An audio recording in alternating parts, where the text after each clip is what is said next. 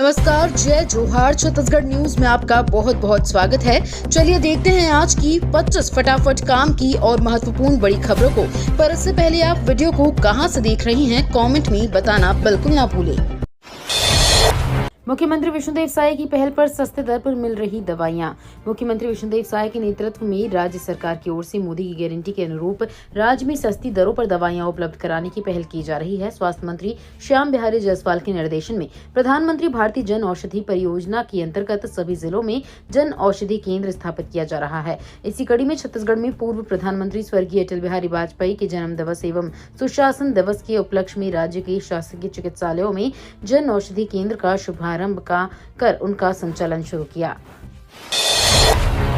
नवा रायपुर में 200 एकड़ में बनेगी मेडिसिटी, 5000 बिस्तर के साथ मिलेगी स्वास्थ्य सुविधाएं। मुख्यमंत्री विष्णुदेव साय के प्रयास से नवा रायपुर अटल नगर में प्रदेश के लोगों को एक ही स्थान पर उत्कृष्ट स्वास्थ्य सुविधाएं उपलब्ध कराने की दिशा में काम शुरू हुआ है।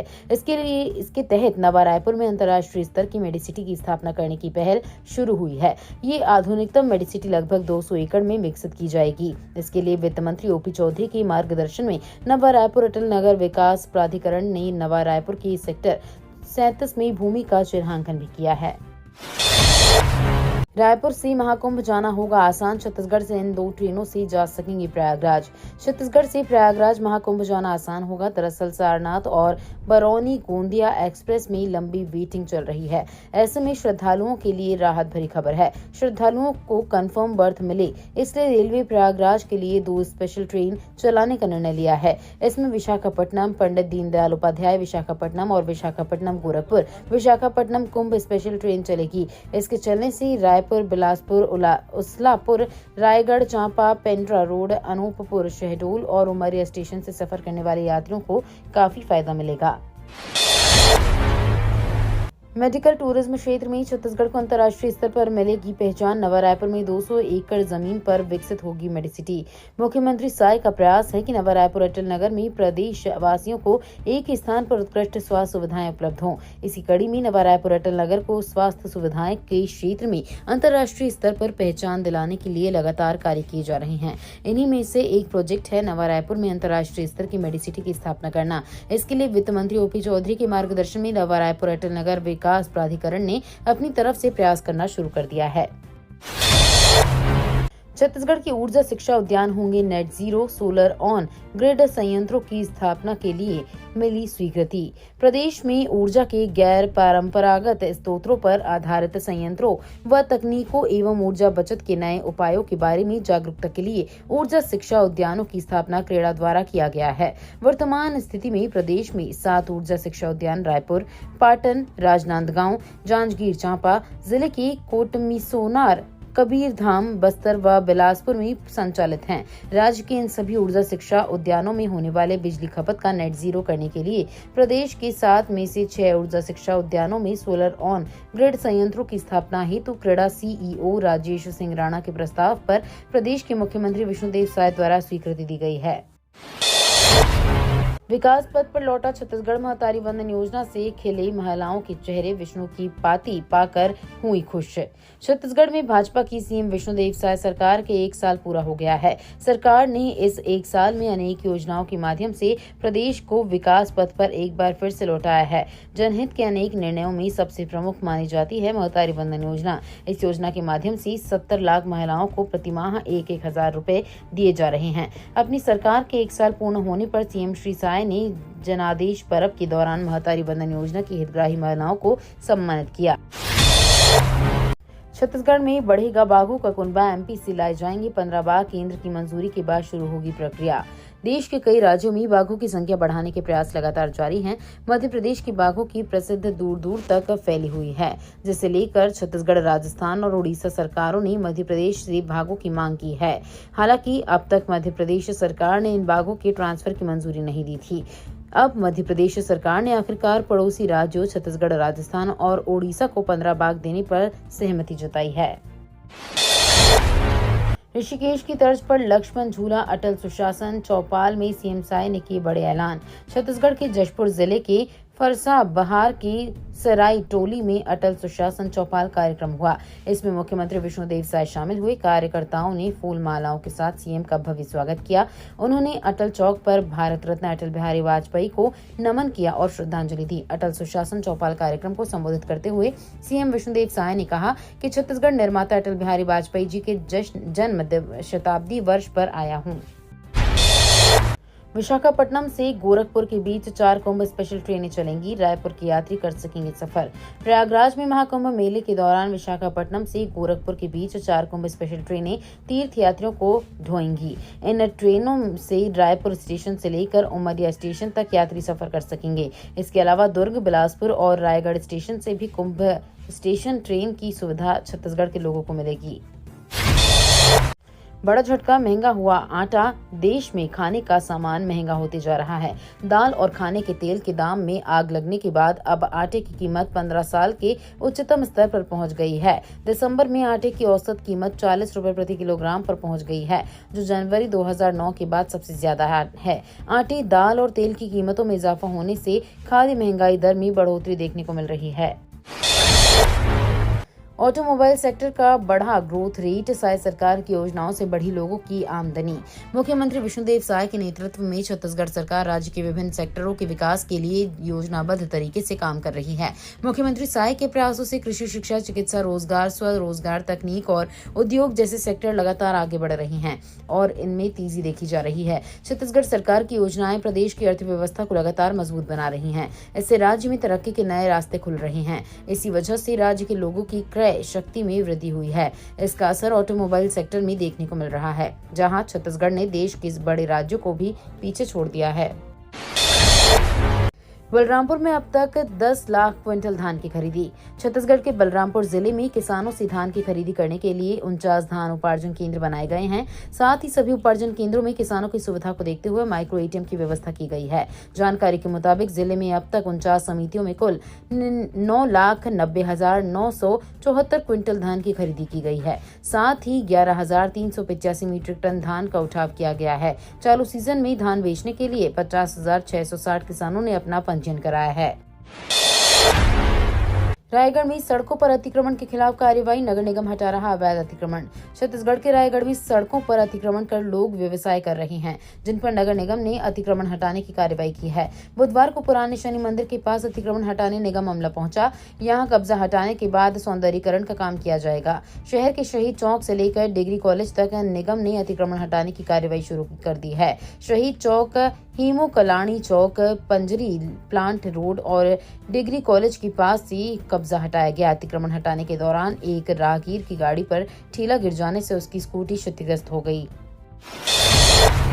जिला अस्पताल में 5 जिलों के मरीज आश्रित समय पर नहीं पहुंच रहे डॉक्टर।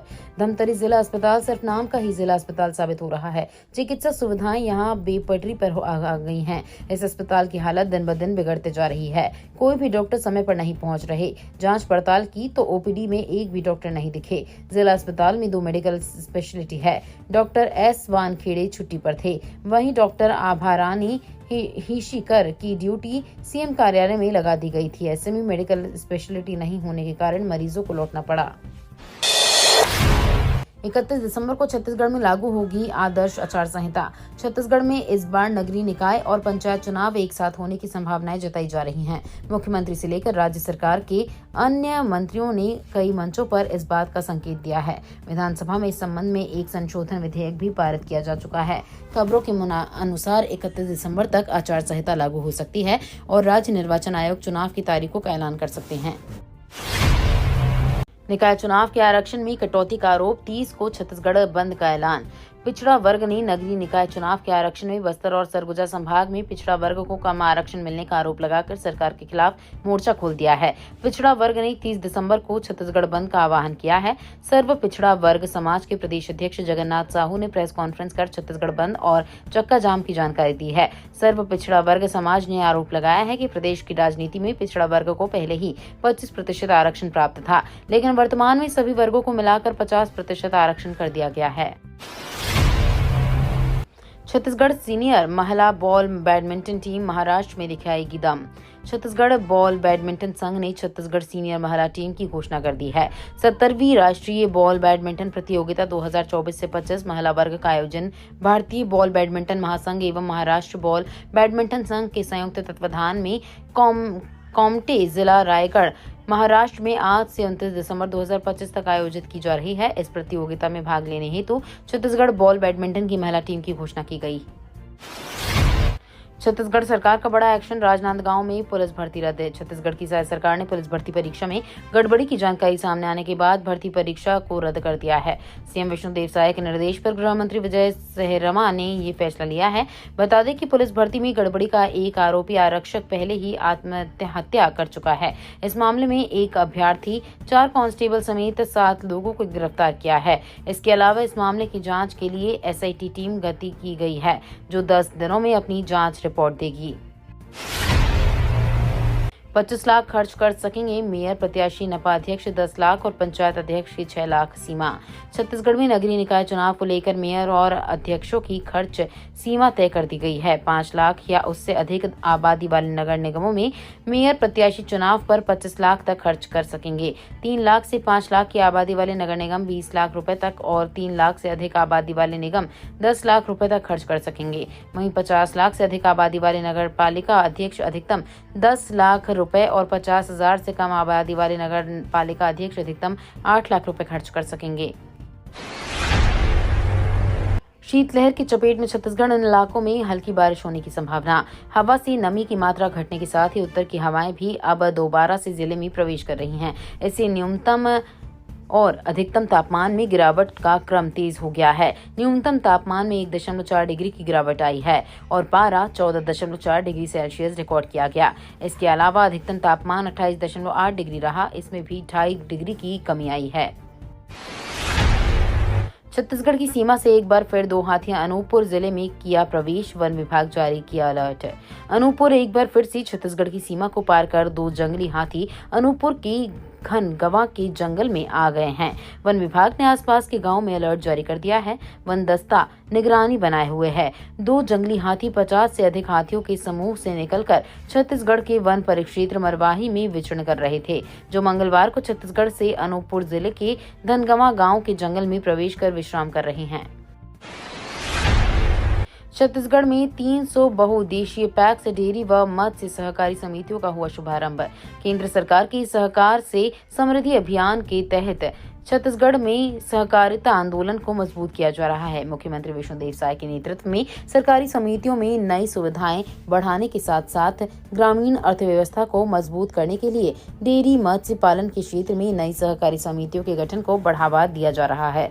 वन एवं सहकारिता मंत्री केदार कश्यप ने आज जगदलपुर में राज्य में गठित 300 से अधिक नव गठित बहुउद्देशीय पैक्स, डेयरी व मत्स्य सहकारी समितियों का शुभारंभ किया। केंद्र सरकार ने 7 सीनियर सेक्रेटरी का किया ट्रांसफर। केंद्र सरकार ने बुधवार बड़ा फैसला करते हुए 7 वरिष्ठ सचिवों का ट्रांसफर किया है। इनमें से रचना शाह को DOPT का सचिव, अरुणीश चावला को रेवेन्यू का सचिव व विनीत जोशी को उच्च शिक्षा का सचिव बनाया है। कैबिनेट की नियुक्ति समिति ने वरिष्ठ IAS अधिकारियों के तबादलों को मंजूरी दे दी है। रचना शाह केरल कैडर की IAS अधिकारी हैं। बिहार कैडर के IAS अरुणीश चावला संस्कृति विभाग का अतिरिक्त प्रभार भी संभालेंगे। नए साल पर फिर बिगड़ेगा सरकारी कर्मचारियों का DA। केंद्र सरकार के कर्मचारियों और पेंशन भोगियों के लिए महंगाई भत्ते में अगला संशोधन जनवरी 2025 में होने वाला है। हालांकि अभी तक सरकार की ओर से इस संबंध में कोई घोषणा नहीं की गई है। माना जा रहा है कि सरकार DA वृद्धि की घोषणा करने में कुछ समय से ले सकती है, क्योंकि अंतिम फैसले के लिए दिसंबर 2024 तक के अखिल भारतीय उपभोक्ता मूल्य सूचकांक के आंकड़ों का इंतजार किया जाएगा। प्याज के गिरते दाम से अटकी किसानों की जान, निर्यात शुल्क को लेकर केंद्र सरकार से बड़ी मांग है। दिसंबर की शुरुआत से ही प्याज की कीमतों में हर सप्ताह काफी गिरावट आ रही है। इसकी वजह से कुछ मंडियों में किसानों को लागत से भी कम दाम मिलने लगा है। अगर सरकार ने समय रहते प्याज निर्यात पर लगे 20% शुल्क को नहीं हटाया तो पूरे राज्य में यही हालात होंगे। जब दाम बढ़ते हैं तब उपभोक्ताओं को खुश करने के लिए सरकार बाजार में हस्तक्षेप करके उसे गिरवा देती है। जब तक दाम बहुत घट गए हैं तो उसे किसानों के हितों की रक्षा के लिए भी आगे आने चाहिए। ये तो थी आज की बड़ी खबरें। अगर आपको न्यूज पसंद आई हो तो वीडियो को लाइक और शेयर करना बिल्कुल ना भूलें। धन्यवाद।